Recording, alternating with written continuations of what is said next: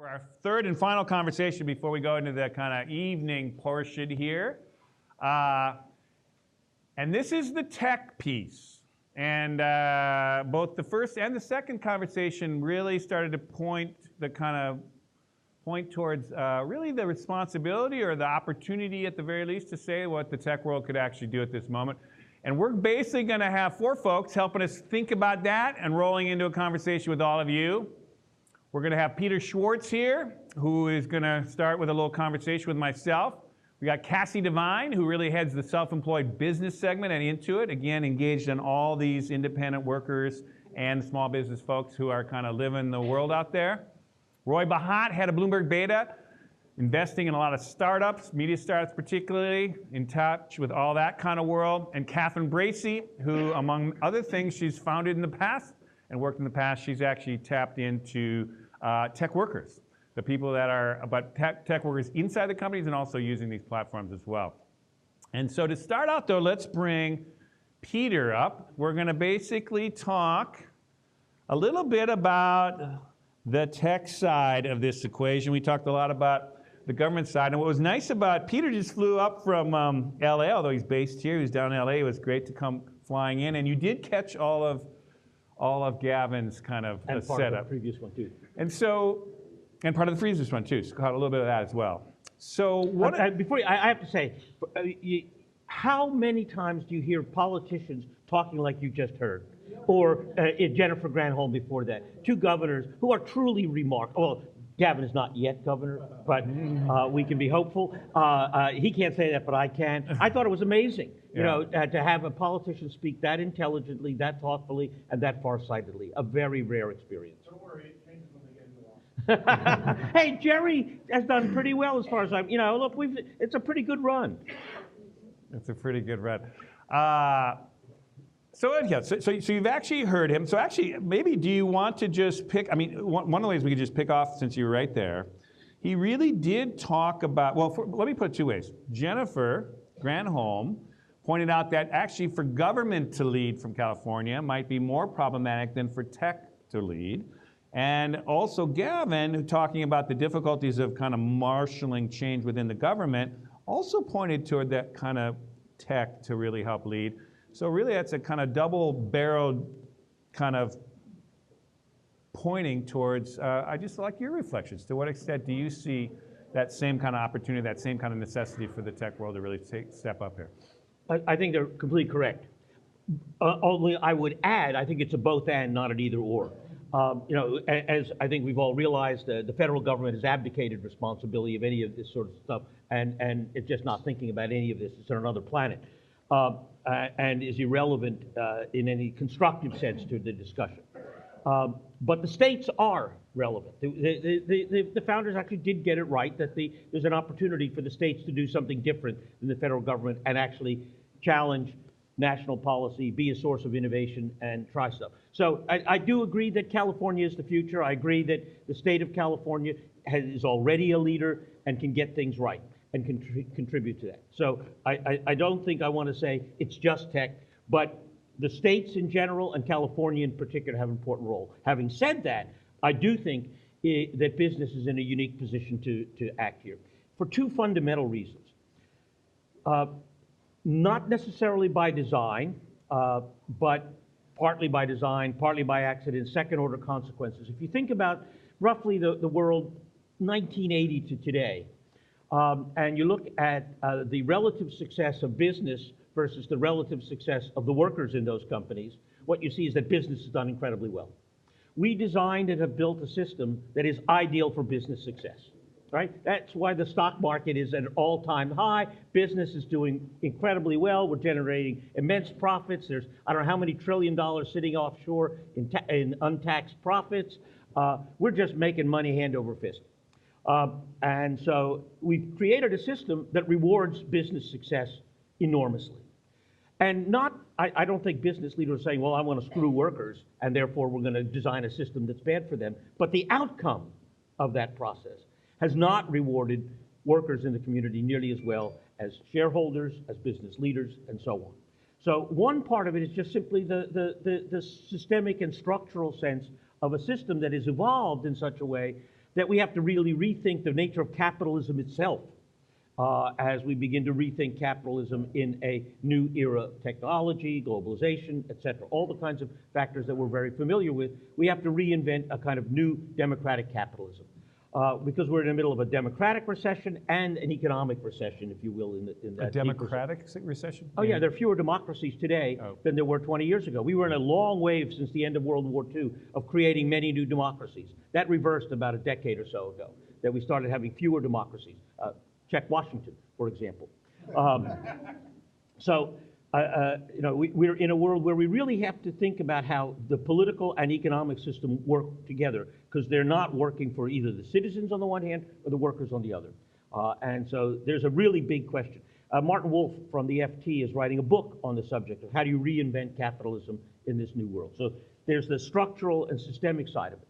But there's also the moral and ethical side of it as well. And here it goes to the essence of what business is about.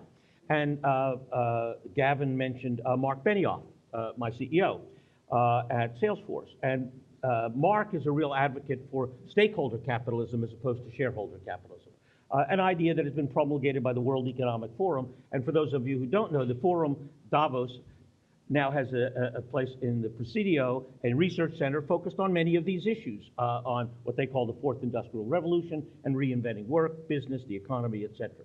So Mark, who takes a very active role in it, really is pressing other businesses to take on this idea of stakeholder capitalism, that we are responsible not only to our shareholders, which we are, not only to our customers, which we are, but to our employees, our community, the natural environment, the world that we are part of, that, as Gavin said, if they don't do well, we can't do well. And so we take that very seriously, and I think that is what ought to be the norm for business. Many years ago, I wrote a book called When Good Companies Do Bad Things.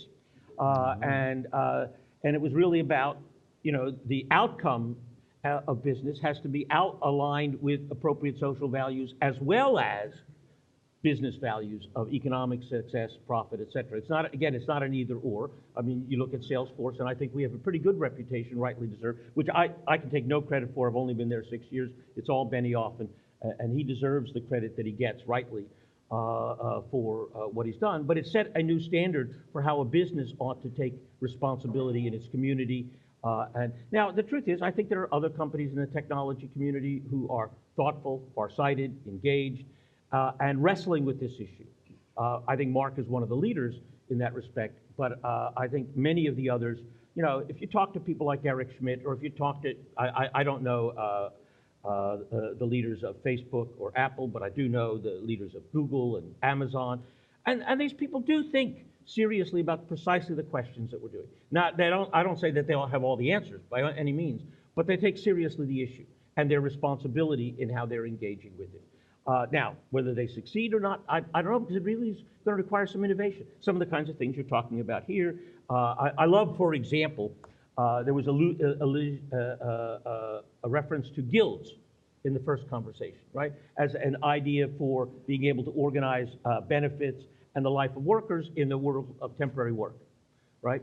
I think we need to create institutions that create the rules of the game, that actually are able to then operate in such a way that they balance both the power and the economic outcomes that are now part of a very, very, very dynamic economy. Now, you obviously work closely with Benioff. You mentioned all your, different leaders of this type. And Gavin mentioned the same thing. I mean, how willing do you think leaders like that would be to really help challenge the fabric of that system that they're benefiting from, and a level of really actually almost magnanimously shifting a lot of the things they're benefiting from in a different direction to kind of benefit a broader based kind of benefits for workers and society?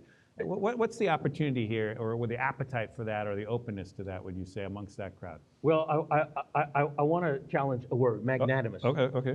That is, it does not require them to be magnanimous. It really just requires them to be sensible and self-interested in a broader sense. Yes, at a deeply personal level, they may be magnanimous, and I think Mark is a generous and profoundly magnanimous human being. But that isn't why he does the right thing at business. He does because he thinks it's good business. that this is the way a business ought to be run, this is the way a society ought to be run, and that business success is not incompatible with that. Now, what's the proportion of business leaders that go that way? In all honesty, I don't know. I would guess that the majority don't think about it at all. That a few have a radically different view, like Gavin's father-in-law, who are still deeply involved in the world of Milton Friedman, the business of business is business, and forget all this social value crap. That's not what we're here for. We're here for making money and serving customers, period, end of story. I suspect there are a great many in that camp, but more and more, there are many more in that third camp of people who take seriously the issues, the roles and responsibilities of business leadership, especially in the technology community. I encounter a lot of these around the world. I'm just on my way to Singapore next week to work with the government there. As you know, I do a lot there. The week after that, I'm going to London to work with Unilever, one of our big customers. And Paul Polman is one of the great business leaders who takes these issues very seriously, the CEO of Unilever. And they just had a takeover attempt. And where the challenge was from outside shareholders said, look, all this sustainability crap that you're doing and the profitability of Unilever, not good enough. It's not as high as Kraft. We want to take you over, said Kraft. And they fought it off, but Paul's saying, okay, how do I now rethink sustainability and social values in the context of actually being attacked for it? So it's still a real issue for many, both on the positive side, I want to do the right thing as Pullman does, and those who want to hold him to a very different set of standards focused entirely on shareholders. Now, we don't have a lot of time with you just one-on-one here, but I do know Salesforce has a big future work initiative. Right. And one of the things you shared with me, which I was able to look, it hasn't been public yet, but you did some scenarios on what happens with this combustible situation we just have been talking about the last 2 hours. Just briefly, could you give a sense of the kind of possible through lines here? I should say, I can look around the room, and about 10% of you have worked with me at some point around it. So about half the people in this room could actually answer the question yourself that you just asked, whether it's Catherine Fulton back there or Matt Rainin, who asked the question, or Teddy Zamirhal I work with now. All these guys actually have done all this thinking. So this is the fruit of many people that put it. I've had the privilege of collaborating with many of you over the years. So there are two really fundamental uncertainties that shape the kind of scenarios for the future. What happens to today's jobs and what happens to tomorrow's jobs? That is, what happens to the jobs that we already have? How quickly do they evolve? And then secondly, how quickly do new jobs emerge? And if you think about the long term of what's happened in the United States, it's worth keeping a couple numbers in mind to put those dimensions of uncertainty into perspective. In 1950, with a population of about 160 million people in the United States, of the working age population of roughly about 100 million, 60% was employed. So there was about 60 million people were employed in jobs. Now with 330 million people, of the working age population, which is closer to about now 250 million people, 80% is employed. In other words, we've created over 100 million jobs in that period. Now, if you think about it, mailmen are gone, milkmen are gone, telephone operators are gone. What? Blacks. Oh, they went a while ago. But you think about what a bank or an insurance company was like in 1950. There were these huge rooms with women at desks typing insurance policies or bank statements and an adding machine. That was what a job was like. That was before we got. Now all that's gone. It's been replaced by computers. So those jobs we don't actually cherish very much. And so there's this kind of fantasy of old wonderful jobs going away and being replaced. It isn't like that. But meanwhile, we've created many more jobs. So, for example, you think about the global travel industry. In 1950, very few people traveled. Few wealthy business people, few wealthy, but we didn't have anything like the travel industry we have today of airlines, rental cars, hotels, and every level of job, from the janitors who clean the hotel to the guys who run the marketing campaigns and so on. So we've expanded the jobs in existing industries, and then we've created whole new industries. The modern television industry did not exist in 1950. And now we have 500 channels of television with enormous numbers of people in production. We had 3 channels of television just barely beginning in 1950. So the real question is, how quickly do those old jobs begin to diminish, and how quickly do those new jobs come on? And if you look at those uncertainties, you come up with 4 possibilities. One is a scenario basically of what you call a false alarm. That is that the old jobs don't go away, but the new jobs don't come along quite as quickly. You know, things are a bit slower. There's a bit of a panic, and it begins to fade. That's one possibility. The scenario that everybody's worried about is the jobs crisis. That is, this old jobs go and the new jobs don't come, right? We end up in large unemployment. If you're in Toledo, you're probably worried about that scenario. The scenario we worry about is the third scenario, which is a labor shortage, actually, where you're creating lots of new jobs and not getting rid of the old ones. That's the Bay Area, right? We could employ lots more people here. We just can't house them. We can't move them around. But having said that, there's you look at the employment pages at the back page of the San Jose Mercury and of the Chronicle every Sunday, and there's page after page after page of mostly tech jobs. So that's the third scenario. And then the final is the new economy, right, where you actually do get a really radical shift toward new kinds of jobs, new employment, rapid growth, and so on. And that is really the world of the Bay Area today. And so I think those are the four possibilities, if you think about it out there. Different parts of the country, different parts of the world will be going in different directions in that respect. But given just the kind of to round this out about the Treaty of San Francisco, that new economy way forward, where the whole systems are morphed, we actually have systems that independent workers are still sustained, have consistent work, can build decent lives off it, companies have flexible workforces. Final kind of just statement before we get some other folks into here. What could be done to actually force that, or what would it be a strategic move to actually start to force that conversation, accelerate that kind of thing, and make that happen? Well, I think you were completely on the right track with, can California model the future? The Treaty of San Francisco, whether you take that too literally is another question, but the idea that a tripartite agreement between, and I would add actually a fourth, but state government, business leadership, labor, and educational leadership. Those four together are crucial to that future.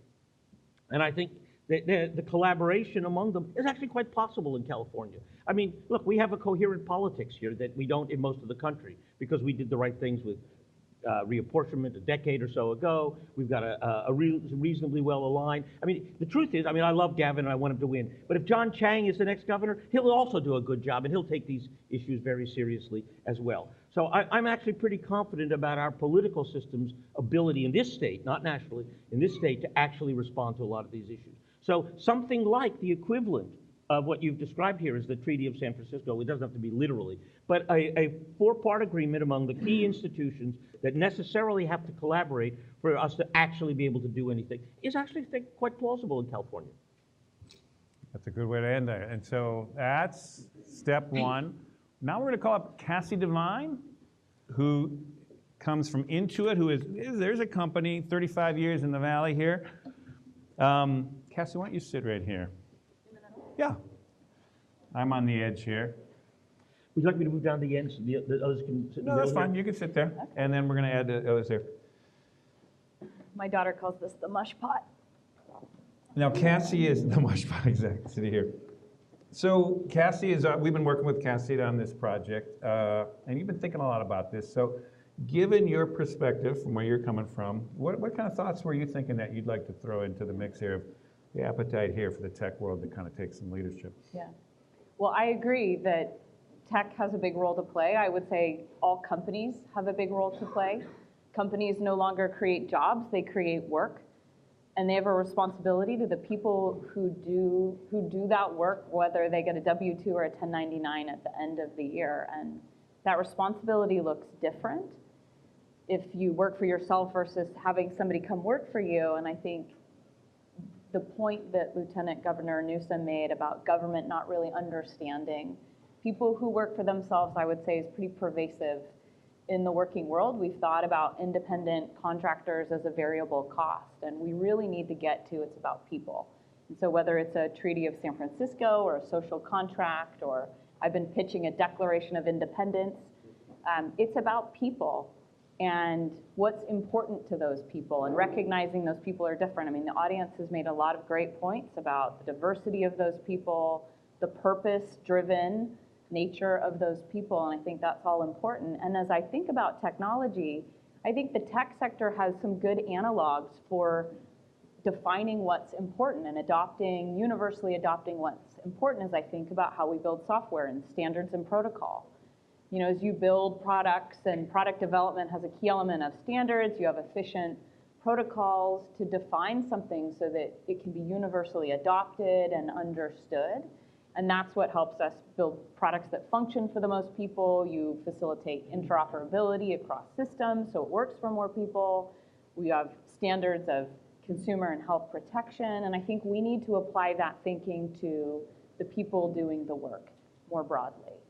And as I think about some of the areas we can make change, I think there's a lot that we have to reinvent. There's probably some low-hanging fruit we could start with right away.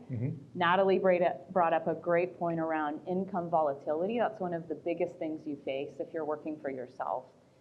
And you know, the Treaty of Detroit we talked about, it established that we would pay people their wage on time. There are not standards for how we pay independent contractors. Most companies put their freelancers on the same payment terms as a big company. Maybe it's 30 days, oftentimes it's 45 or 60. And so Intuit has been a big proponent of paying independent contractors on a faster cycle, and all small business suppliers on a faster cycle. We've adopted a 10-day policy. I think that would be an opportunity. Companies could change payment terms for independent contractors tomorrow, and it would make a huge difference when you think about income volatility of getting paid is such a pain point. Another area we talked about is reinventing infrastructure. I totally agree. It's not going to happen overnight. And so one of the things that's lacking if you work for yourself is how to navigate all of these complex systems. Healthcare is so complicated. Licensing in a lot of cities, if you want to get up and running, can be complicated depending on your trade. And so I think that's an area where technology can be a big equalizer, and we can help make that easier. We can stand in for the pay stub that's required for all of the work you do today and make getting a mortgage or getting an apartment a lot easier. And then lastly, I think empowerment is a big opportunity here. I mean, a lot of the solutions I think we're going to find will be driven by people and finding what works for them. And so we've got to get some of the time it takes to get through all of this out of the way. We've got to think about how we equip them to be successful in what's most important. And if you're self-employed, there are a lot of things on that list. Finding where your next paycheck comes from and finding work is the most important thing.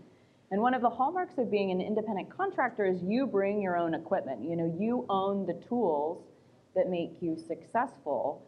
And we've focused first on equipment, but I think we need to think about that more broadly to think about what people need to find work. And so how do we expand that to thinking about reputation?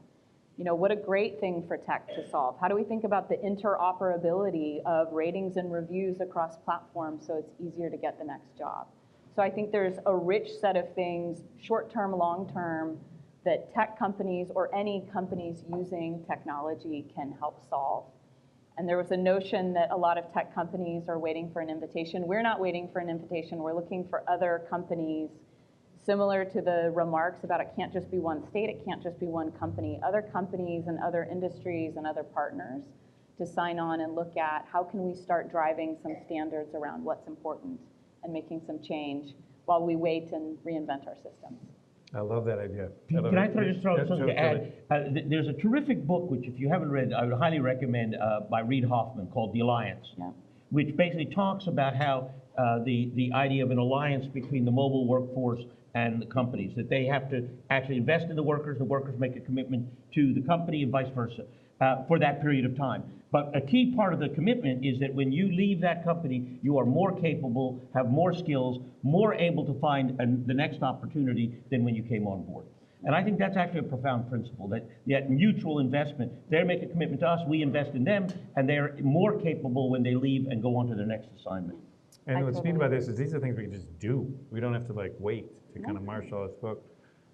Next I'm going to bring up Roy Bahat, though. Let's bring Roy up. And Roy, I mean, it's always hard to characterize everybody in a sentence or two, but For anybody. for anybody, that's true.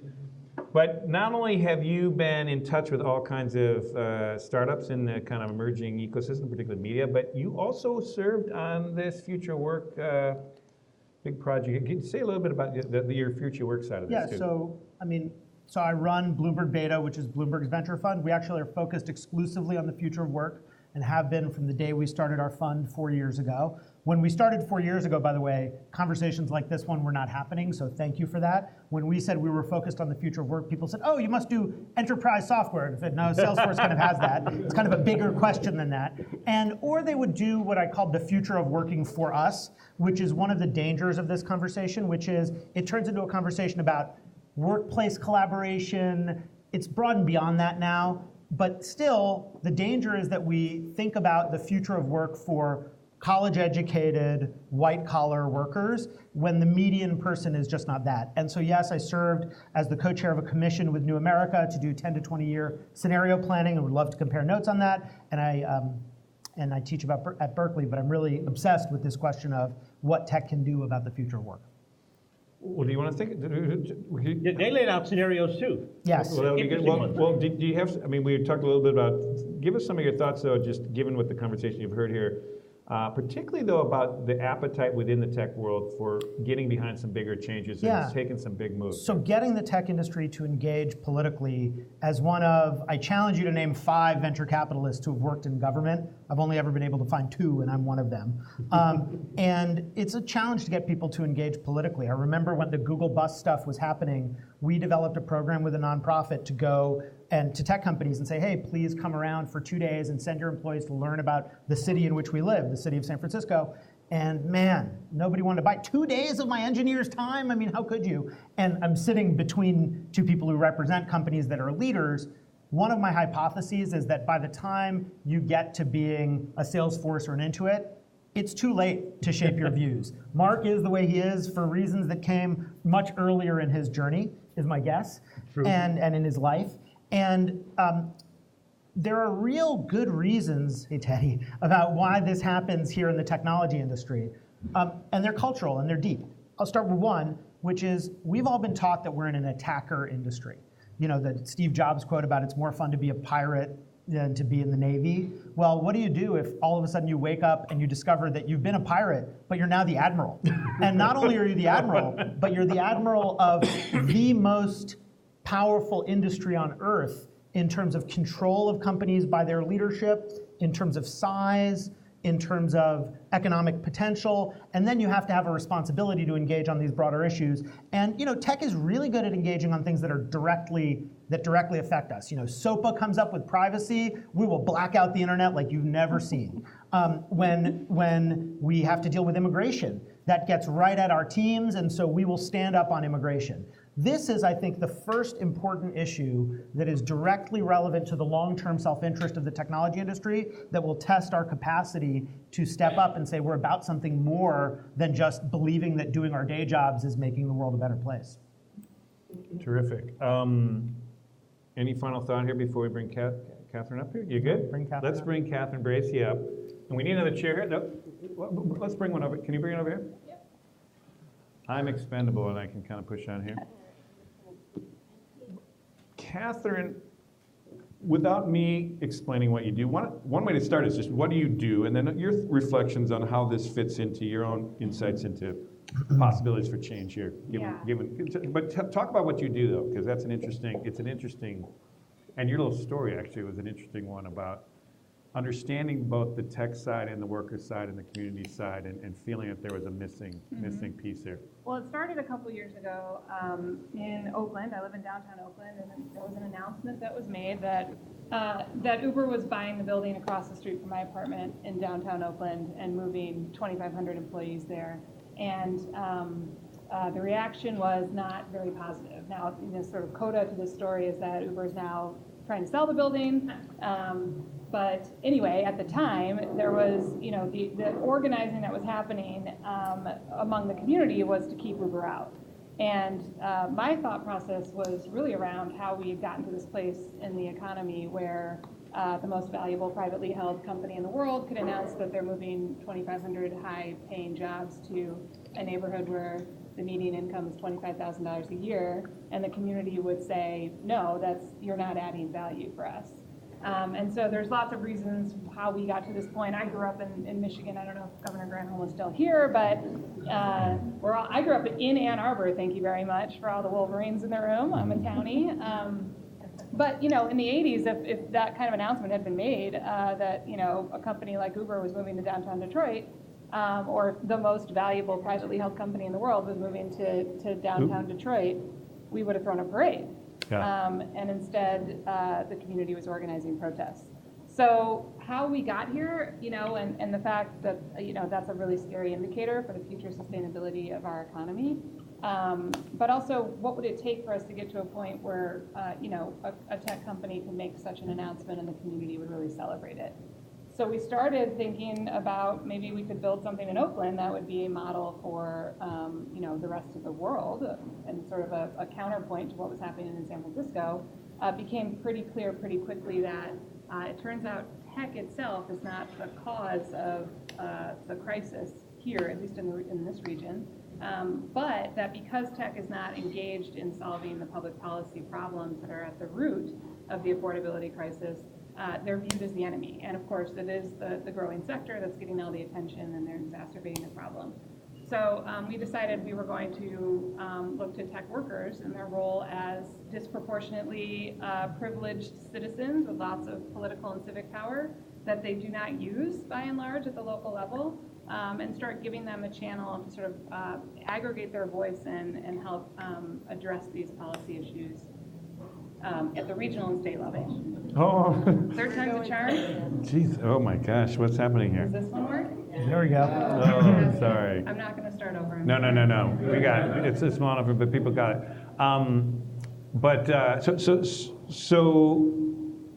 So you got this organization. So what is your feeling of how people who you're connecting with, what is their attitude towards the need for some big changes here, or the kind of constituency of the tech workers themselves in helping these companies kind of move forward? Yeah, I have a very niche expertise, which is organizing tech workers. I think I might be the world's foremost expert in politically organizing tech workers, technologists. Do you want to explain your background? I ran the Obama campaign's technology office here in San Francisco for the 2012 re-election. RIP. And then I was Code for America's director of community organizing, so I ran our network of about 50,000 plus civic tech volunteers across the country and around the world, who were doing, volunteer-based work with their local governments.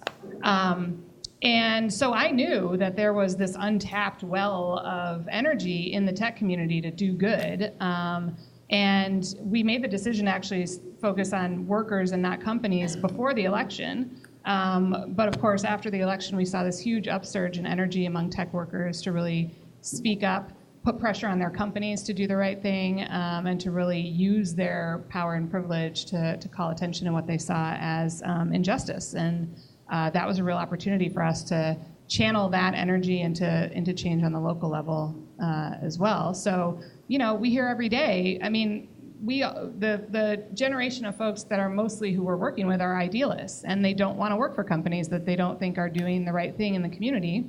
They're also very forward-looking, and they can see what's coming, and they want to be a part of making sure that the future is better than the past. And I think that they are very uniquely positioned to help influence the way that the tech industry is going to influence the future of work, the future of economic opportunity in the U.S. and around the world.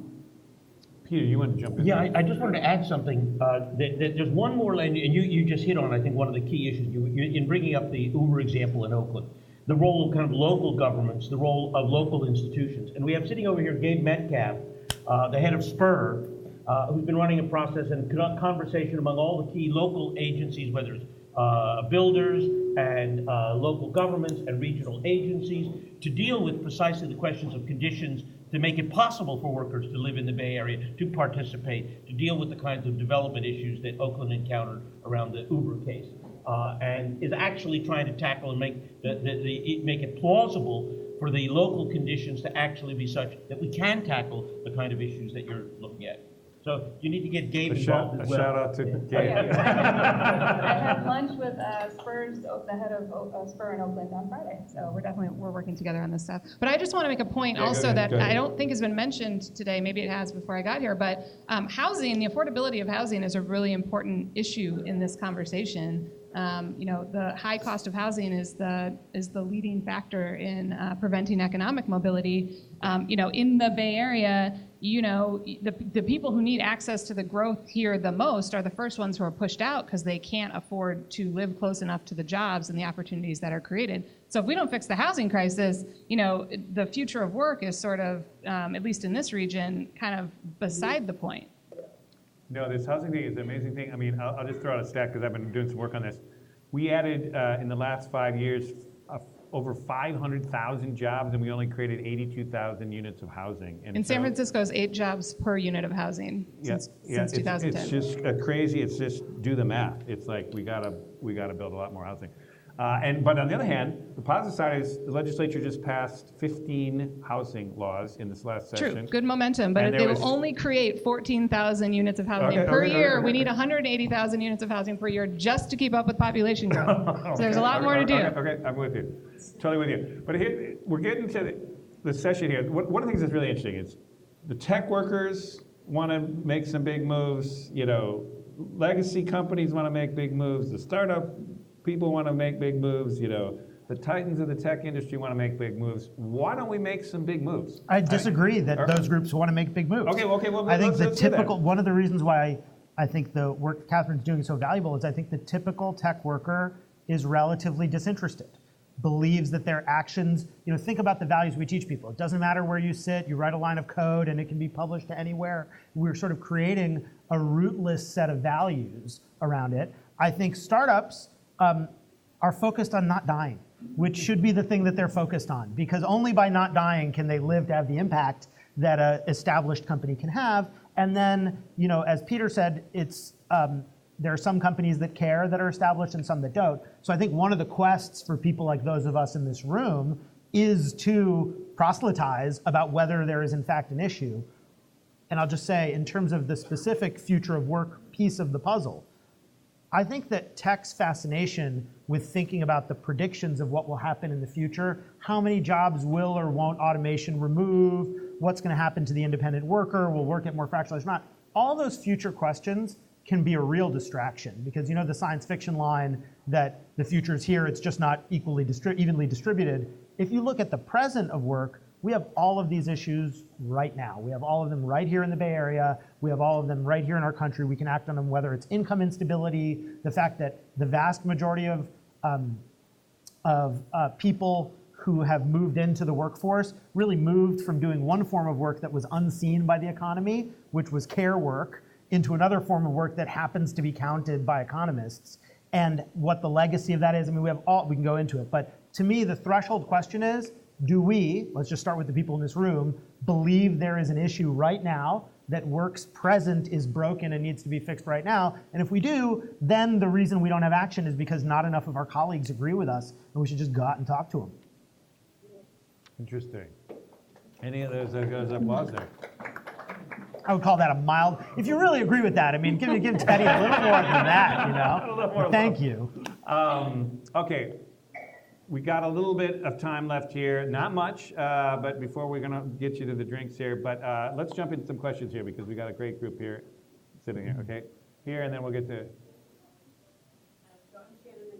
You spoke to this a bit, but I think why isn't something happening? And it gets back to the conversation around incentives, and it gets back to the conversation around measuring business outcomes beyond shareholder return. So I'm not sure I do agree with you. I think that we may all see the pain, and even there are CEOs maybe who see the problem, but they can get fired, and their company can be taken over by shareholder activists. So it isn't necessarily only a function of desire to solve these problems. We have real fundamental issues with how CEOs and corporations are rewarded and or punished for behaviors that go beyond shareholder return, or even worse, quarterly shareholder return. So I do think we have some systemic issues that we need to address about how enterprises are operating, how capitalism is operating, in order for any of us to be able to really drive change at the personal and professional Any level. And I thoughts on say that as a particularly at what a company could do rather than waiting for the government to I think that's very true. Just let me just say, I think it's less true for the tech industry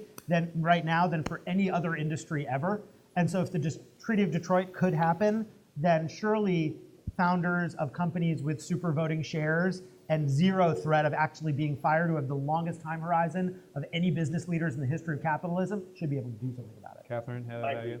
Yeah, I was just going to say that that's one of the reasons why we're organizing tech workers as a political constituency, because they create an incentive inside their companies to serve the needs of the employees, right? And you, if you don't like the public actions of your company, you can go work somewhere else, and that sort of keeping your employees happy incentive is really real.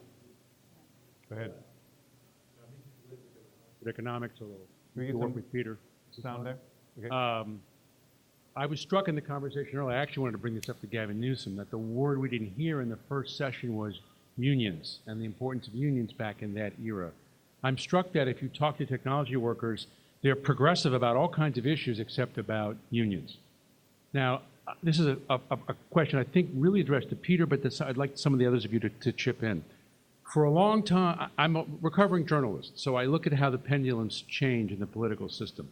For a long time, we looked at the Googles of the world and the Facebooks of the world as connecting us and liberating us and organizing the world's data, and they were riding on their white horses. But I think it's pretty easy to see in the past year that the heroes of the past are becoming, to many people, dangerous and threatening. To what extent is that understood in the tech industry, and to what extent can that be used as an organizing principle to get them more involved? Good question, which is the kind of counterbalance that organized labor in the past might have done. Any thoughts on that? Anybody? Look, I think, Mickey, you've hit a very important issue. And, if you think about the history of the technology industry, I'm an aging hippie. I arrived in the Bay Area in the summer of love. I'm the oldest employee in Salesforce, and I love the irony, the oldest guy's in charge of the future. But we went through a wave of anti-technology, anti-business in the 1960s and early 70s. Then along came the personal computer, and we reinvented technology, put it in the hands of people. The attitudes changed again, and now we're getting another pushback of a similar cultural and technological sort. People saying, all the social media are causing problems. People are locked in front of their screens all the time. Kids aren't getting the right kind of experience. So we're getting a pushback again. And I think these kinds of cycles and waves, as Mickey implied, I think are very real. And I think we're into a wave of pushback against technology that's just beginning. Any other thoughts? Any here? Thoughts on that? The implications of that are? We will respond to it as we have to reinvent. We have to actually take seriously the critique, because the critique was legitimate before, the critique is legitimate now, and we actually have to take the critique seriously. But the truth is, it will be taken seriously. Companies will die, others will succeed as a result. But also, I do think, waiting for a powerful organized labor is not going to happen anytime soon. But I do think the fear of a really virulent public backlash and government kind of coming at the tech industry, I think could act as a big incentive to kind of move fast. I don't know if anyone has thoughts on that, but well, I'm more optimistic about what motivates tech workers, and I think it's easy to abstract this and refer to this as the independent workforce. It's going to be our spouses, like half the people we're dealing with, and how we work with each other. And as we talk about like the growing childcare industry, those are rising costs that tech working moms are paying. I mean, I think we're not going to be able to get away from this. And I think I think awareness is a huge part of it, and raising awareness of what the challenge is for tech to go and solve. I think a lot of tech workers, despite some of the negative narrative, are really there to try to make a difference. And so really pushing for what that difference could be and real change we could drive. And I think accountability, I mean, one of the reasons I love what Catherine and Tech Equity is doing is tech workers in a brutal war for talent are a huge opportunity to hold companies accountable and push into the areas that we're wanting to focus. And I'll say, I mean, I had a perception of where they would be, and I thought I would need to tone down the rhetoric a little bit around, their role in the crisis and all of this. They actually are pushing me to put more accountability on tech.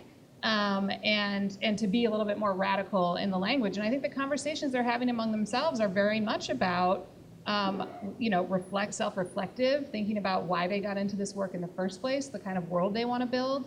And they really do want to be making a change. They just don't have the vehicle to do it, which, is what we're trying to be. Fascinating. We got a guy in the back here.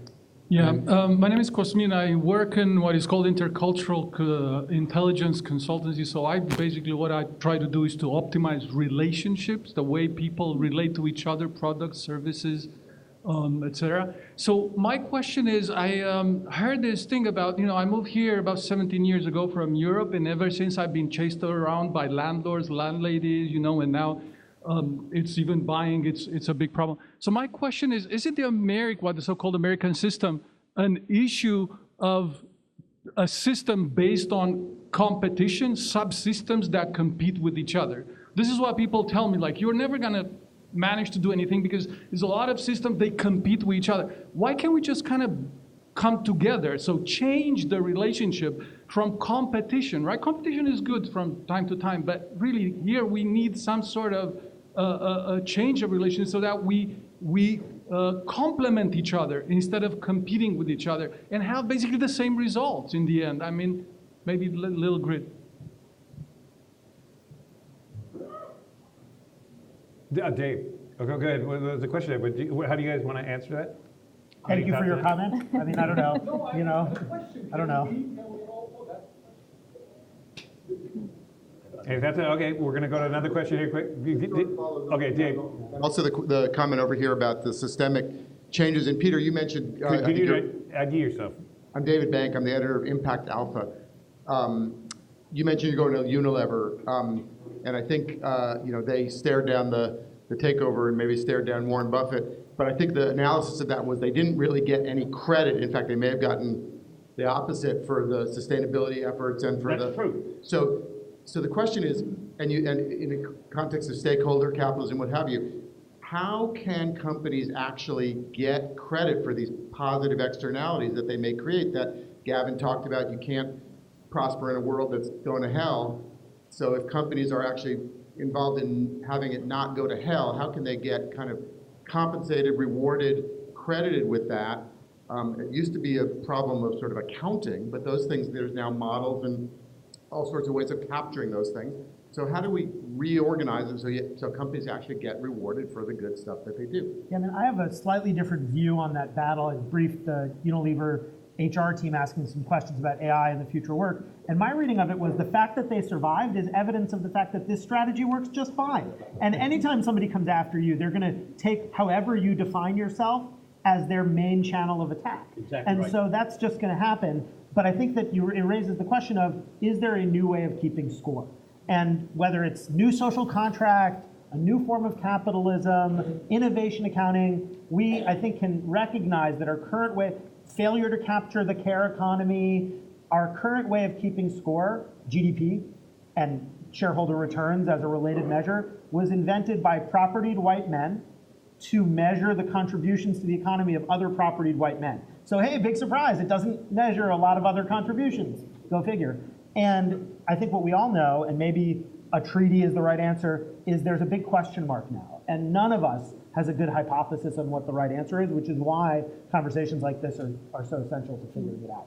I think there's another answer to your question, David, which is an internal one.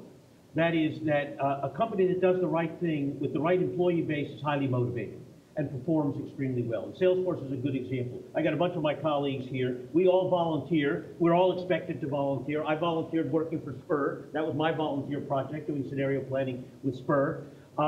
Everybody in Salesforce does it. We take those values seriously, and it translates into the performance of the company. So the Unilever employees, the Salesforce employees feel a real profound sense of motivation about the nature of the company and do an incredibly good job at their job and deliver high performance. High performance and great values is a great way to avoid getting taken over. Last question. I'd just say, I mean, put a monetary value on it. It costs something like, depending on the kind of employee you're hiring, $25,000 to $50,000 to recruit and replace new talent. So, retention and the ability for a company to keep their employees for longer than they currently are keeping them is a bottom line. I mean, in the money definition of the term, really important. Yeah. So you got leverage. The tech workers have leverage. Tons of leverage. Okay, well, go ahead. I just was going to make a comment to the why can't we all get along point. I mean, I think one of the experiments, we talked about experiments we're watching, one of the things I think is going to be really interesting to see is there's a number of platform cooperatives that are popping up. And so as you think about what people organizing together in relationships and more, new ways to create value, both for the people doing the work and the businesses, I think there are a number of things that are sprouting up that might be really interesting to see. All right, hey, we're gonna have one question. I know Roy has got to get Yeah, I out have to his to kid. apologize. But we got one last question before Speaking we're of gonna the care economy, go getting home grab with my to our. So I'm John Littman, and the founder of SmartUp.life. We write about entrepreneurship. So Google just made an announcement, $1 billion. Facebook was sort of lobbying in DC. Yesterday, I talked to the innovation director for a large utility company in Europe, and they got together with 8 utility companies here in San Francisco, in Singapore, in another country, and their first objective was to learn from startups. But then they discovered when they all got together that these 8 giant utility companies could learn and cooperate and collaborate together. And it was a complete surprise to them that they wouldn't, be stealing one another's intellectual property. And so I wonder it might be possible with Google, Facebook, Intuit, other giants to actually come together and learn from what's happening in I think other they already industries. do. They steal each other's employees. The employees No. go What out. I'm talking about is having that is the mechanism. having $20 billion working together on some of these problems and having 10 top companies working together like 10 top utility I companies. have to apologize for 2 reasons. One, because my answer to this, similar to my comment earlier, is a little facetious in the sense that it would be great if they could. I don't know why they can't. So, I don't really know. But I do think that we have a different, one of the reasons the possibility for tech is so strong is that we have a different kind of business ecosystem than has ever existed, where the flip side of people in our industry not spending forever in a company is they go to a new place and share their ideas. They start a company building on some piece, and that remixing really happens. It's not the same as it being corporately aligned. And I'm sorry that I can't stay, but I'm pretty easy to find online if anybody wants to continue the conversation. But any final thought from that question on anybody else here? All right, then let's give a great hand to this last wrap-up period.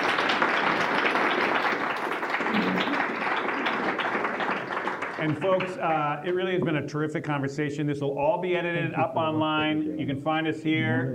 And we're going to continue in this project into the end of the year here. And it's been an awesome conversation. Thank you, everyone. And stay for drinks, food, and keep the conversation going. Thank you.